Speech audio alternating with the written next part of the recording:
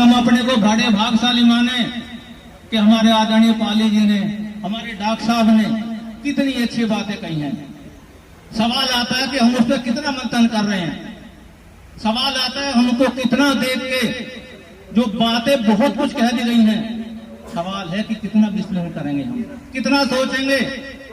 और जिस इंसान ने जीवन में कम और गम खाना सीख लिया है, कम खाना क्या है, शादी ब्याह क्या है।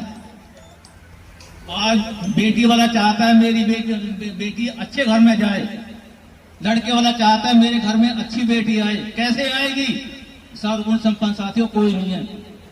ये बड़ा सोचनीय विषय है। बहुत लोगों के फोन आते हैं, हम बताते भी हैं, लड़के वाले को बताते हैं, लड़के वाले को बताते हैं कि जाइए देखिए, बोले जी आप समय निकालो। मैंने कहा जी पहले आप देखते तो आओ, कोई बात नहीं, हम भी समय निकाल लेंगे।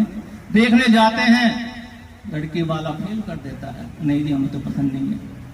क्या है? संसार में सर्वगुण संपन्न कोई नहीं है।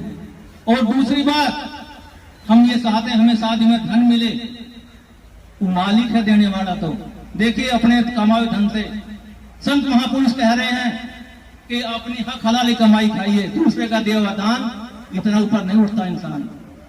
ये तो बड़े हमारे पाली जी ने, डॉक्टर साहब ने बहुत कुछ कह दिया गया है। ज्यादा कुछ ना समय लेते हुए मैं यही कहूंगा, बड़ा सोचने विषय है। और आगे के लिए जो सामूहिक विवाह की बात करी जा रही है, आप हरियाणा में जाकर देखिए, वो सामूहिक विवाह हड़ताल करते हैं और वो हमें कहते हैं कि तुम लोग इतना दिल्ली में रहते हुए इतना बड़ा समाज है, क्या सामूहिक विवाह कर रहे हो?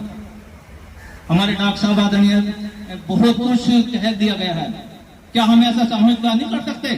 हम कर सकते हैं, लेकिन हम तो बहुत गरीब हो जाएंगे। हम तो यार गरीब ही हो। तो बहुत कुछ सोचने का विषय है। ज्यादा ना कहते हुए हमारे भाई साहब ने बहुत अच्छी बात कही है, बहुत कुछ विचारणीय विषय बोला गया है। शायद ये बातें अब से पहले कह दी जाती, शायद हम और कुछ सोचते हैं, लेकिन जब जागो तभी सवेरा।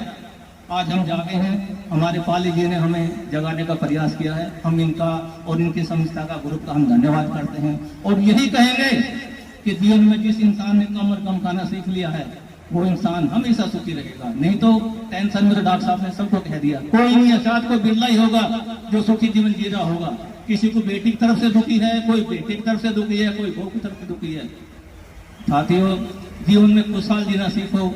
ये धन दौलत धन माया तो कुछ नहीं है, ना को लेके गया है ना लेके जाएगा, लेकिन फिर भी खुशहाल जीवन जीने का प्रयास करो। और शादी विवाह सामूहिक करने का प्रयास करो। ये बड़ा अच्छा विषय रखा गया आप सबके लिए और सबके मध्य रखा गया है। इस पर सोचने का विषय है। धन्यवाद। धन्यवाद सुखवीर सिंह जी।